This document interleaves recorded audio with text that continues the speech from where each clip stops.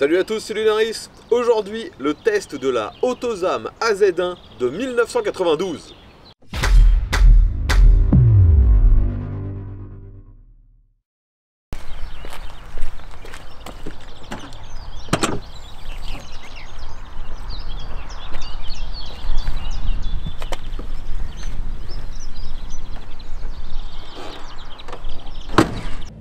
Les amis, aujourd'hui un test exceptionnel car il ne s'agit pas d'une voiture qui m'a été prêtée par un de mes abonnés, il s'agit d'une de mes voitures.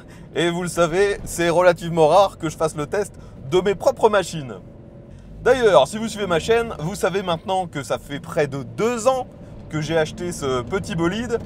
Et je suis désolé de vous faire patienter comme ça, j'ai aucune excuse, j'aurais pu faire le test bien plus tôt. Aujourd'hui, j'essaie de remettre les choses dans l'ordre, donc le test de cette Autozam AZ1.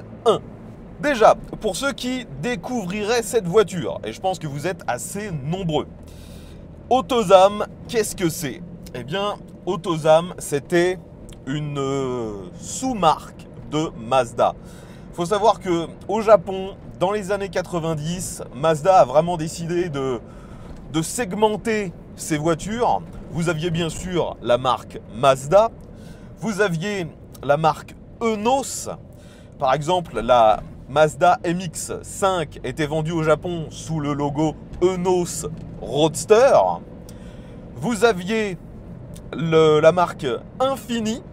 La RX-7 n'était pas vendue sous la marque Mazda, mais bien sous la marque Infini RX-7. Et ils avaient une quatrième marque, donc Autozam, qui était normalement une marque un peu plus pour des véhicules entrée de gamme, des véhicules plus pour séduire les jeunes et essentiellement des véhicules de petite taille. Et afin de faire connaître un petit peu cette nouvelle marque, ils ont décidé de créer quelque chose d'exubérant et donc ça a donné cette Autozam AZ1. Donc cette voiture a toute une histoire, si je vous la décrivais en entier, il me faudrait une vidéo d'au moins une demi-heure à elle toute seule. Je vais essayer d'être assez concis. Il faut savoir qu'en fait, à la base, c'était un concept car produit par Suzuki.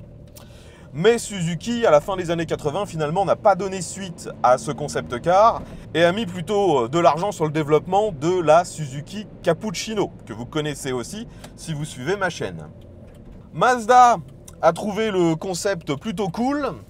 Ils ont repris donc cette idée et ils ont développé eux 3 concepts qu'ils ont présentés au salon de Tokyo, si je ne me trompe pas, à la fin des années 80, je crois que ça devait être 89 ou 90. Et ils ont décidé donc, suite au retour clientèle, de produire une des variantes qu'ils avaient présentées. Et donc on a eu cette Autozam AZ1. Mais bon, vu qu'à la base c'était une idée de Suzuki, faut savoir que Mazda et Suzuki à l'époque et même encore actuellement travaillent quand même pas mal ensemble sur pas mal de sujets. Donc vous avez dans cette voiture un moteur qui vient de chez Suzuki. C'est un 3 cylindres turbo. Celui-ci fait bien sûr 660 cm3 car, j'ai oublié de le repréciser, cette voiture est dans la catégorie Kei-Car au Japon. Les Kei-Car sont limités en taille, donc elle fait 3,30 m de long. Ils sont limités en puissance et en cylindrée. Donc la cylindrée maximum à l'époque pour ce type de voiture au Japon, c'était 660 cm3 et la puissance maximum 64 chevaux. Donc ils ont repris le moteur qu'il y a dans la Cappuccino et ils l'ont mis à l'arrière dans cette AZ1. Donc là où la Cappuccino est une voiture propulsion avec un moteur à l'avant, là on a bien une voiture en moteur central arrière et bien sûr propulsion. Bon, je prends le même trajet qu'habituellement pour les tests, donc je passe en centre-ville et forcément avec une voiture de cette taille, ça ne pose aucun problème. Toutes les Kei-Car donc sont des petites voitures.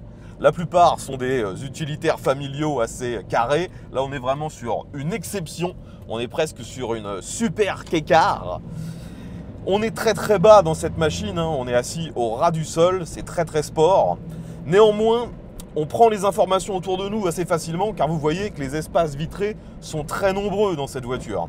On a déjà le pare-brise qui est très grand à l'avant. On a des fenêtres sur les portes bien sûr, mais on a aussi les portes qui continuent au niveau du plafond. Donc on a de la lumière même au niveau du toit. Donc ça fait qu'à l'intérieur on est très bien et pour prendre les infos on est pas mal. On a juste quelques angles morts bien sûr, les montants à l'avant, à l'arrière. On a aussi les petits montants en fait qui délimitent l'espace de fenêtre parce que cette voiture donc ayant des portes en aile de mouette, gull wing comme ils disent en anglais, eh bien il était très difficile d'avoir des vitres qui pouvaient s'ouvrir sur une plus grande surface que ça. D'ailleurs si vous regardez sur une DeLorean, on a à peu près le même problème. Donc finalement là si j'essaie d'ouvrir la fenêtre, vous voyez que j'ai à peine l'espace pour sortir le bras. C'est tout.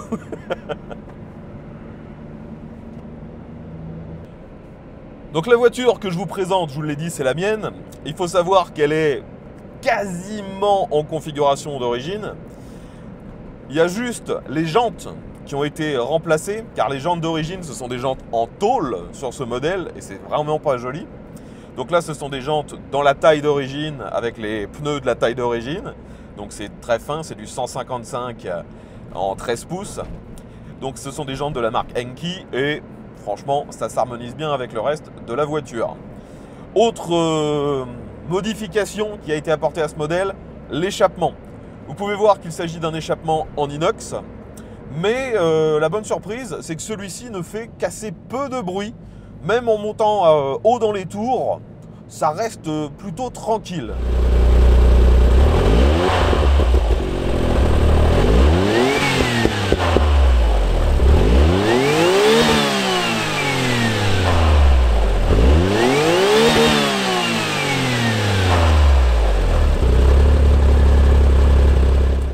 Pour le reste, j'ai sélectionné cette voiture justement parce qu'elle était totalement d'origine. Je ne voulais pas d'une machine modifiée. Il y a même quelques options de l'époque sur cette voiture. On a déjà une barre anti-rapprochement à l'arrière dans la baie moteur. C'était une barre de chez Mazda Speed. On a également les tapis de sol qui sont officiels de l'époque. Ce sont bien les tapis qui étaient distribués pour cette voiture. Et j'ai aussi en option des panneaux occultants qui viennent se mettre au niveau du plafond parce que en été, forcément, on a tendance à cuire à l'intérieur. Aujourd'hui, il fait relativement beau mais pas trop chaud, donc je ne les ai pas installés. Et il faut dire que j'aime bien avoir de la luminosité, donc il est rare que je les installe. Mais j'ai les panneaux occultants qui n'étaient pas fournis d'origine avec la voiture, hein, c'était bel et bien une option. D'ailleurs, à l'époque, sur cette voiture, il y avait beaucoup d'options, hein. On pouvait même avoir un kit carrosserie complet de chez Mazda Speed qui lui donne vraiment un look assez proche d'une F40. Certains lui trouvent aussi des ressemblances avec une Ford RS200 lorsqu'elle a ce kit Mazda Speed. Moi, vous voyez, j'ai préféré en prendre une totalement d'origine. Donc les amis, comme d'habitude, on va essayer de tester les performances de ce petit bolide. Donc, bien que ce soit une K-Car, c'était quand même, et c'est toujours une voiture connotée sport. Donc, elle fait le maximum autorisé pour la catégorie, 64 chevaux. Savoir qu'elle n'a pas été modifiée, donc elle fait, je suppose, toujours ses 64 chevaux. C'est une voiture relativement légère, selon nos critères. Elle fait 720 kg, mais bon, pour la taille du véhicule, on peut se dire que 720 kg, c'est quand même relativement lourd. Donc, on est parti. Sur ce modèle, il n'y a aucune aide électronique, il n'y a pas d'ABS, il n'y a pas d'airbag. Je sais qu'à l'époque, l'ABS, c'était disponible, mais uniquement en option. Allez, c'est parti pour une petite accélération. Donc, je rappelle que le moteur est à l'arrière et il s'agit d'un 3 cylindres turbo qui monte normalement jusqu'à 9000 tours. Allez, c'est parti. Let's go. Ça pousse. 9300 tours. Est-ce que je vais réussir à monter à 100? J'arrive à 95 et 100. Maintenant, je pile. Donc forcément, ça reste modeste comme performance, hein. Mais les sensations sont totalement décuplées parce que, comme vous l'avez vu, le moteur prend 9500 tours. Pour un moteur turbo, c'est déjà exceptionnel. Et la sonorité, on a le moteur juste derrière nous, on entend le souffle du turbo, on entend la dome valve et on est au ras du sol. Donc finalement, quand je regarde le compteur, je me dis « Ah, je suis pas encore arrivé à 100 !» alors que j'ai l'impression d'aller déjà bien plus vite que ça. Et c'est ce que j'adore sur ces deux types de véhicules, c'est qu'on a l'impression d'aller super vite sans forcément aller très vite. Et donc, on est le plus souvent dans la légalité. Maintenant, on va utiliser cet espace comme d'habitude pour faire un petit demi-tour. Donc, c'est une voiture petite, ça devrait tourner sans le moindre problème. Oui, vous voyez que j'ai largement assez de place pour faire demi-tour. Allez, c'est reparti, on va refaire un petit 0 à 100 et ensuite on va vraiment tester les freins. Let's go. Ça patine un petit peu. On sent que ça pousse vraiment à partir de 4500 tours. Allez, on grimpe à 9000, 9005. Et maintenant je pile là. Donc les freins sont vraiment pas mal. Savoir que lorsque j'ai commandé cette voiture au Japon, je l'ai fait intégralement réviser là-bas avant qu'ils l'expédient, parce que forcément les pièces sont quasi introuvables en France. Ils avaient bien sûr changé tout ce qu'il faut au niveau du freinage, les disques, les plaquettes, purge, liquide de frein, enfin tout ce qu'il faut. Donc là ça freine plutôt bien. C'est une toute petite voiture, mais on a bien 4 freins à disque sur celle-ci. Et c'est une sensation un peu à l'ancienne, hein. Il faut quand même mettre de la pression sur la pédale. C'est pas totalement assisté comme sur les véhicules récents, quoi. Allez, un petit rond-point. On sent qu'elle veut partir du cul.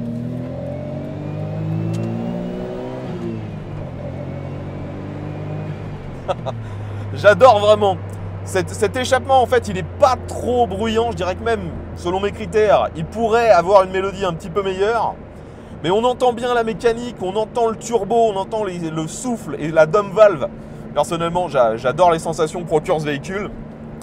Et à chaque fois, le plus souvent, ça reste à vitesse raisonnable. Je le redis, ça c'est un critère pour moi qui est essentiel. Bon, pour l'instant, je ne vous ai pas encore parlé de l'intérieur. Bon, déjà, pour accéder à l'intérieur, la plus grosse particularité, c'est bien sûr les portes. Donc les portes dites Gullwing, ailes de mouette, à ne pas confondre avec les ailes papillons, qui seraient plutôt les portes qu'on a sur certaines Lamborghini qui s'ouvrent vers le haut. Là, c'est vraiment tout un panneau qui s'ouvre comme des ailes. Une fois qu'on est à l'intérieur, c'est pas trop difficile de se glisser dans les sièges. Vous voyez que ce sont des sièges baquets. Sièges qui d'ailleurs rappellent la couleur carrosserie. Donc moi, la voiture est rouge et grise, les sièges sont rouges et gris. À l'époque, elle était aussi disponible en bleu et gris, et donc les sièges étaient bleus et gris. Vous aurez compris le concept. Et c'est d'ailleurs aussi un des moyens de savoir de quelle couleur était la voiture d'origine lorsque vous en voyez qui ont été repeintes. Donc ces sièges sont baquets, ils ne sont pas vraiment réglables. Vous pouvez régler la distance par rapport aux pédales, mais c'est tout. Il n'y a pas de réglage d'inclinaison. Et en même temps, est-ce que ce serait nécessaire? Je ne trouve pas. Il faut savoir que cette voiture a un habitacle vraiment minuscule. Donc moi, je mesure 1m70 et je suis déjà quasiment à régler le siège au maximum. Si vous faites plus d'1m80, ce sera vraiment compliqué de rentrer et d'utiliser cette voiture. Vous risquez d'avoir les genoux qui remontent au niveau du volant. C'est pas une voiture conçue pour les grands. À l'intérieur, vous pouvez voir que la plupart des plastiques sont durs. C'est à l'ancienne de nouveau. Ce sont des plastiques pour certains qui sont texturés un petit peu comme du cuir. Ça vieillit bien. Moi, la voiture est en parfait état, vous le voyez. Les plastiques n'ont pas vraiment blanchi, ils ne sont pas cassants. On a du matos plutôt pas mal. Au milieu de la console centrale et au-dessus du compteur, c'est un plastique, lui, qui est plutôt lisse. De nouveau, ça vieillit très très bien. Et vous pouvez voir que la disposition des boutons est peut-être parfois un peu surprenante. Vous avez le feu de détresse qui est en plein milieu. À côté, le bouton pour le dégivrage ainsi que les feux de brouillard avant, tout en sachant que moi je n'ai pas de feu de brouillard avant. C'est assez surprenant. Un emplacement indigne pour mettre un autoradio. En dessous, un cendrier. Et ensuite, vous avez tous les boutons concernant la climatisation et la ventilation. Car oui, d'origine, cette voiture est équipée d'une clim et elle fonctionne encore parfaitement bien. Et je peux d'ailleurs vous assurer que c'est quasi indispensable quand il commence à faire un peu chaud, surtout si, comme moi, vous ne mettez pas les panneaux occultants. Ça fait un peu un effet de serre. Par contre, il faut bien garder à l'esprit que si vous allumez la clim, instantanément vous perdez énormément de performance sur le moteur. On sent le régime qui baisse et faut vraiment insister sur les accélérations pour accélérer un peu. C'est malheureusement le problème quand on a une cylindrée aussi faible. Alors j'ai oublié de le préciser, mais vous l'aviez certainement déjà remarqué, cette voiture est bien sûr équipée d'une boîte mécanique. Il s'agit d'une boîte mécanique à 5 rapports. Et je trouve pas que ce soit la meilleure boîte, même à l'époque. Personnellement, je possède plusieurs de ces K-Car de sport. Et la boîte, je dirais que c'est peut-être la plus rugueuse, la plus lente. Si on compare avec la boîte d'une Honda Beat de la même époque, la boîte de chez Honda est bien plus réactive, bien plus précise. Mais bon, ça reste tout à fait tolérable, hein. C'est pas non plus mauvais. Alors maintenant, j'arrive sur un Dodane, je ralentis à 30 km/h. La voiture n'est pas surbaissée, hein, donc ça passe sans problème. Ça reste ferme, c'est une suspension un peu sport. Moi, actuellement, j'ai des suspensions qui doivent être équivalentes à l'origine. Elles sont peut-être même d'origine, j'avoue que je l'ignore. Mais on voit que ce ne sont pas des combinés filetés ou des suspensions sport qui auraient été rajoutées. De nouveau, la voiture est très proche de l'origine. Allez, ici, on va refaire une petite accélération.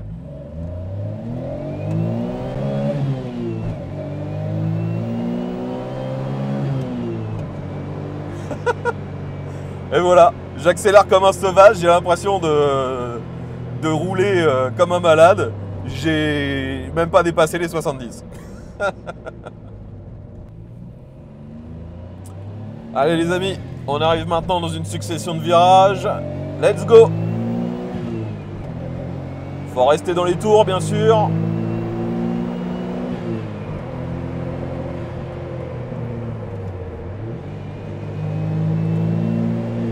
Ça prend très peu de roulis, hein. Le siège me maintient bien. Après, je sens qu'il a quand même été conçu pour quelqu'un de plus léger que moi. C'est un plaisir. On le sent aussi hein, que le moteur est à l'arrière. Hein. L'arrière a tendance à vouloir partir quand la chaussée se dégrade, quand la route est un peu humide ou boueuse. Mais après, de nouveau, hein, en termes de performance pure, c'est loin d'être dingue. Hein. Ça reste 64 chevaux. Hein. C'est pas la folie. Mais les sensations qu'on a, c'est la même chose que si vous aviez le double de puissance dans une voiture entre guillemets normale. Après, ce qui fait qu'on a aussi de très bonnes sensations de conduite, c'est qu'il n'y a pas de direction assistée. On est vraiment directement connecté avec la route. Franchement, c'est vraiment une petite voiture de sport. Hein. Allez, je sors ce rond-point, j'accélère un peu fort.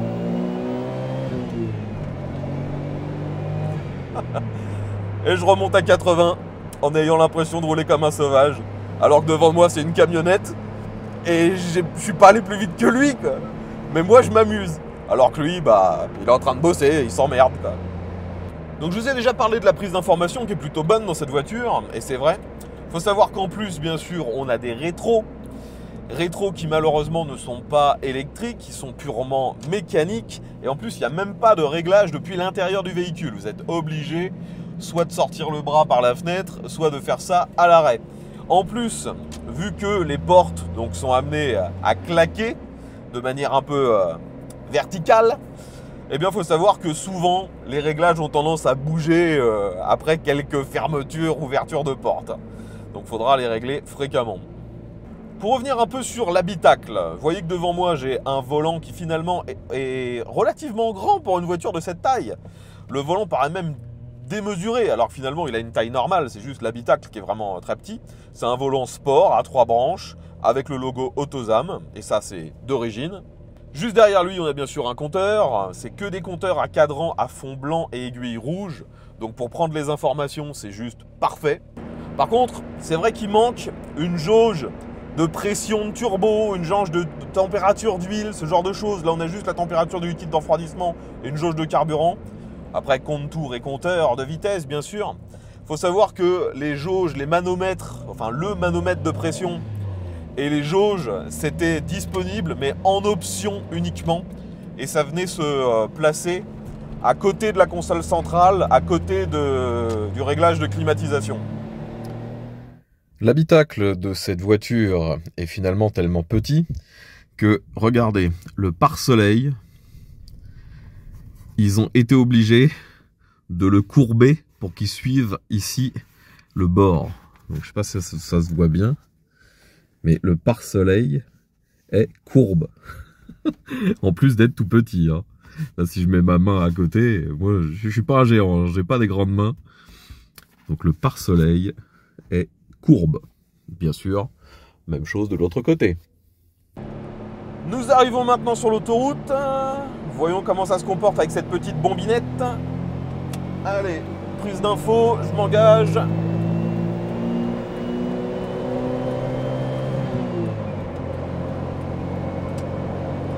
Et j'arrive à remonter un petit 110 sans problème.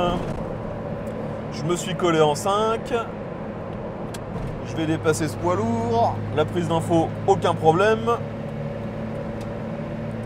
Allez, je suis à 110, j'essaie de faire une reprise, j'accélère à fond. 120, 125 et 130. Et à 130, ça coupe. La voiture est vraiment totalement d'origine, donc j'ai encore le limiteur à 130. Il faut savoir qu'au Japon, les K-cars sont limités à 130 km/h. La plupart sont limités directement par comment dire, la démultiplication de la boîte de vitesse. D'autres, comme ces modèles un peu sport, eux sont limités vraiment électroniquement. On arrive à 130 et ça vous limite. Revenons un peu sur l'esthétique de cette voiture. Donc vous voyez qu'au niveau de l'éclairage, on a des feux ronds à l'avant. Il avait été étudié à la base de mettre des feux escamotables, mais ça a été abandonné parce que comme idée parce que ça coûtait trop cher. Là, on a des feux qui font un peu penser à ce qu'on a sur la première génération de Twingo, faut avouer.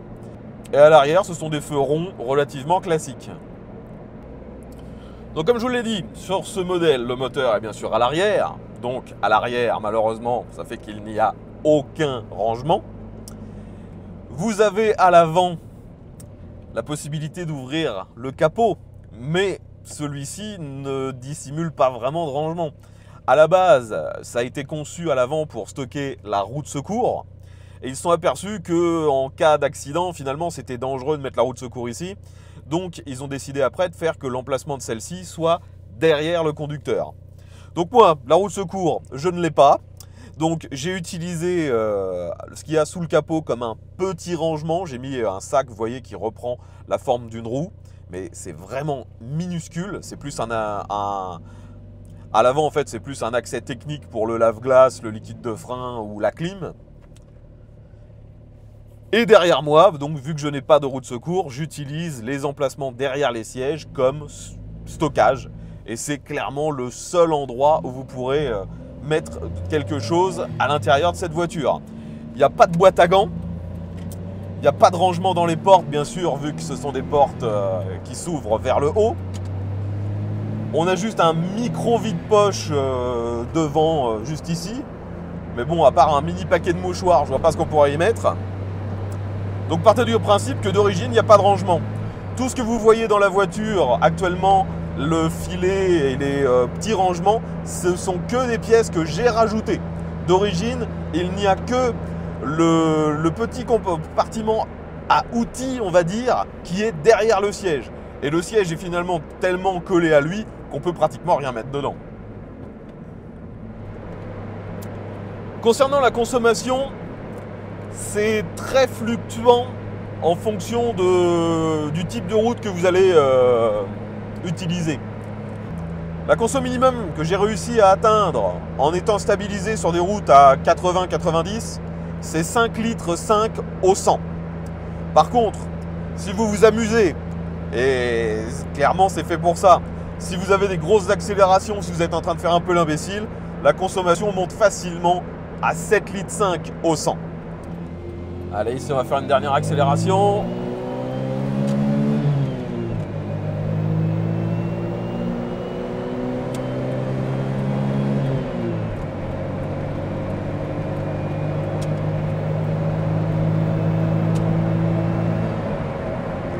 Ah là là, ce que c'est fun. J'adore cette bagnole. En même temps, c'est pour ça que je l'ai fait venir du Japon. D'ailleurs, maintenant, au-delà des aspects de conduite, je pense qu'on a fait le tour là-dessus. Ce qu'il faut savoir sur cette voiture, c'est qu'elle a été vendue donc de 92 à 94, donc pendant 2 ans et demi, 3 ans. Et que cette voiture a été un énorme échec pour Mazda. Ils avaient prévu d'en vendre énormément et finalement, sur toute sa production, il s'en est vendu un peu moins de 5000. Et encore, 5000, c'est quand je compte vraiment toutes les variantes, tous les modèles possibles. Car cette voiture donc, a été vendue en premier par Mazda. Ensuite, vu que ça se vendait mal, ils ont fait des éditions limitées. Une édition limitée avec toutes les pièces de chez Mazda Speed. Donc c'était l'édition Mazda Speed. Puis ils en ont vendu avec un kit carrosserie de la marque M2. Le nom du modèle, c'est le M2 1015. Je ne sais pas si on dit 1015 ou 1015, j'en sais rien. Ces modèles-là ont été vendus à environ 350 exemplaires. Puis, Mazda a laissé la possibilité à Suzuki de produire cette voiture sous leur marque. Et ça devient la Suzuki Cara. Alors, si vous cherchez les différences entre une AZ1 et une Cara, à part le pare-choc et les feux anti-brouillard à l'avant, et bien sûr les logos Suzuki qui remplacent les logos AutoSAM, il n'y a pas de différence. C'est la même voiture qui était produite dans la même usine par les mêmes personnes. Et la Suzuki Cara, si je ne me trompe pas, a été vendue à environ 500 exemplaires. Donc, on va dire qu'il y a eu environ 4500 AutoSAM, toutes confondues, et 500 Suzuki Cara, donc 5000 de cette voiture. C'est très rare. Ça s'est vendu il y a plus de 30 ans, donc maintenant, combien il en reste en bon état? À mon avis, très très peu. Vu que ça n'a été vendu qu'au Japon, si vous en désirez une, il faut impérativement la faire venir de là-bas. C'est pour ça que moi je suis passé par la société Carcoy qui a importé cette voiture ainsi que la plupart des voitures japonaises que je possède. Et donc le tarif pour une rareté comme celle-ci, si comme moi vous en voulez une strictement d'origine, en parfait état et avec assez peu de kilomètres, car moi quand je l'ai reçue elle avait moins de 60 000 kilomètres, eh bien ça vous coûtera environ 35 000 €. Vous pouvez en trouver pour moins cher, bien sûr, mais elles auront soit beaucoup plus de kilomètres, soit elles ne seront plus vraiment d'origine. Il y en a beaucoup qui ont été très tunés. Certains, bien sûr, ne comprendront pas le tarif d'une machine pareille au vu des performances. Les performances ne sont pas à prendre en compte ici, hein. C'est purement l'offre et la demande. Il y a très très peu de ce modèle, c'est un modèle exclusif avec un look complètement dingue. Ça ne s'est vendu qu'au Japon à très peu d'exemplaires. Maintenant, vu qu'elle est passée collection, c'est très recherché, surtout aux États-Unis. Donc les prix ne font qu'augmenter. Il y a encore une dizaine d'années, une voiture dans le même état que la mienne, ça n'aurait pas coûté plus de 10 000 €. Maintenant, comme je vous l'ai dit, 35 000 €. Et visiblement, les tarifs ne font que d'augmenter, vu qu'il y en a de moins en moins de disponibles en bon état. Enfin voilà les amis, tout ce que je pouvais vous dire sur cette AutoSAM AZ1 que j'ai fait maintenant importer il y a de ça près de 2 ans. Si vous avez des questions concernant ce modèle, n'hésitez pas. Je pense pouvoir répondre à quasiment toutes les questions possibles. Si vous désirez vous aussi faire venir un de ces bolides du Japon, je vous mets un lien vers la société Carcoy qui peut vous en faire venir une du Japon. J'espère que vous aurez apprécié cette vidéo. Si c'est le cas, n'oubliez pas de mettre un petit pouce vers le haut, de la partager sur les différents réseaux sociaux et de vous abonner. Car maintenant que j'ai testé celle-ci, qui est clairement la plus rare de ma collection, la plus rare de mes K-Car, il me reste encore à vous faire les vidéos concernant ma Honda Beat Mugen. J'attends juste qu'elle soit totalement finie. J'ai encore quelques travaux à faire dessus pour qu'elle soit au top. Ensuite, je vous en ferai un test. Et il faut également que je vous fasse le test de ma Daihatsu Copen, qui elle aussi est une K-Car Sport coupé cabriolet, que j'ai maintenant depuis près de 4 ans. De nouveau, je vous remercie d'avoir regardé cette vidéo dans son intégralité. J'espère qu'elle vous aura plu. Je vous dis à bientôt. Et à tous!